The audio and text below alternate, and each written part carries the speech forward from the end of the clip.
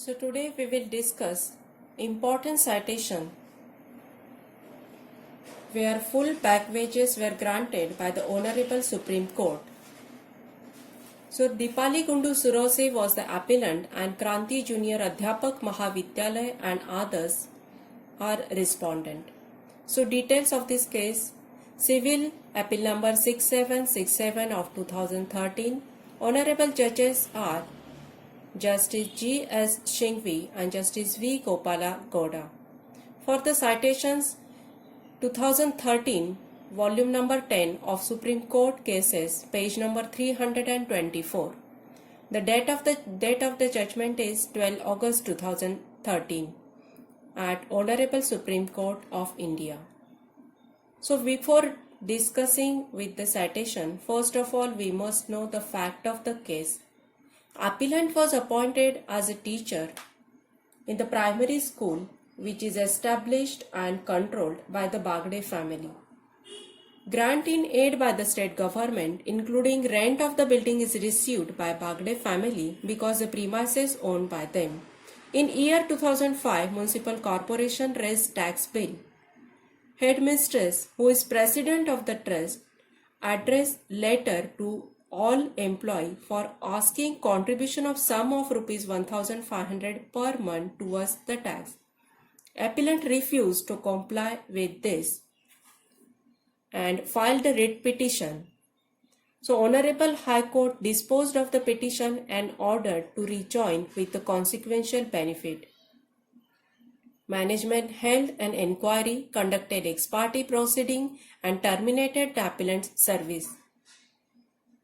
So she appealed at Lord School Tribunal, where the school tribunal quashed the termination order and directed the management to pay full back wages. Management appealed against this order at the Honorable High Court. Honorable High Court refused for the back wages. So the present appeal is filed at Honorable Supreme Court. So following is an important question of a law discussed: whether the appellant is entitled to wages for the period during which she was forcibly kept out of a service by the management of the school. Following are the argument. So first is argument of the appellant. Appellant was not gainfully employed, so no evidence was produced by the management.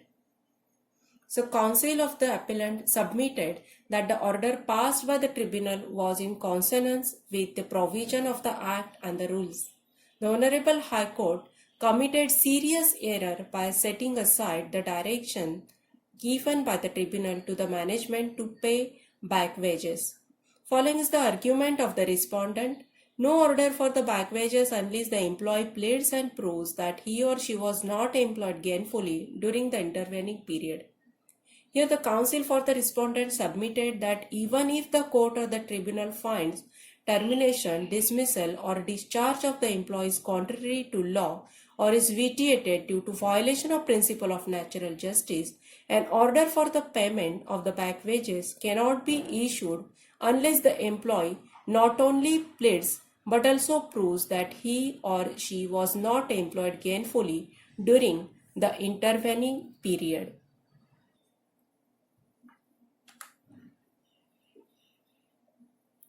Ratio decidendi, that is rational for the decision.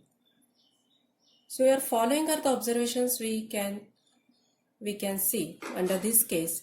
So the Honorable Court clarified the powers of the tribunal, procedure for inflicting the major penalties, payment of subsistence allowance, conditions of suspensions as per MEPS Act 1977 and the Rules 1981.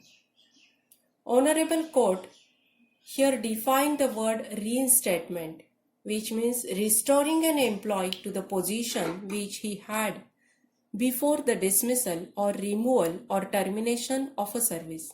In case of wrongful termination of a service, reinstatement with the continuity of the service and the back wages is the normal rule.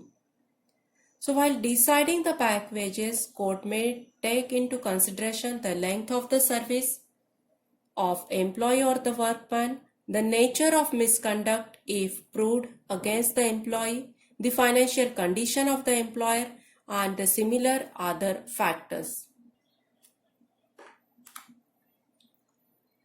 Following are the four important observations under the ratio decidendi by the Honorable Court.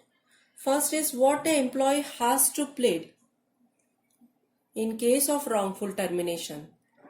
So here employee terminated and is desirous of getting the back wages is required to plead that he or she was not gainfully employed or was employed on a lesser wages. If the employer wants to avoid full back wages, then it has to plead and prove that the employee or the workman was gainfully employed. So under the second observation, what the employer has to prove is discussed. So if the inquiry held against the employee with the rule of the natural justice, the punishment was disproportionate, then it will have the discretion not to award full back wages.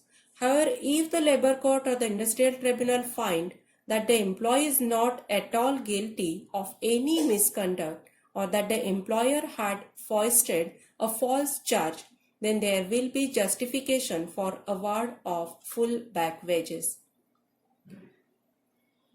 Third observation is when the order of the tribunal or the court will be final. So the court or the tribunal finds that the employer has acted in a gross violation of statutory provision and or the principle of natural justice or is guilty of victimizing the employee, then the concerned court or the tribunal will be fully justified in directing payment of full back wages. In such cases, the superior court should not exercise the power under Article 226 or Article 136 of the Constitution and not interfere with the award passed by the labor court. The court must always be kept in a view that in case of wrongful or illegal termination of a service, the wrongdoer is the employer and sufferer is the employee.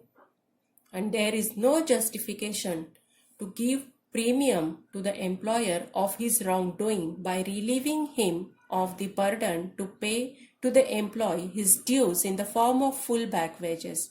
Lack of infrastructure and the manpower is the principal cause for the delay in the disposal of cases.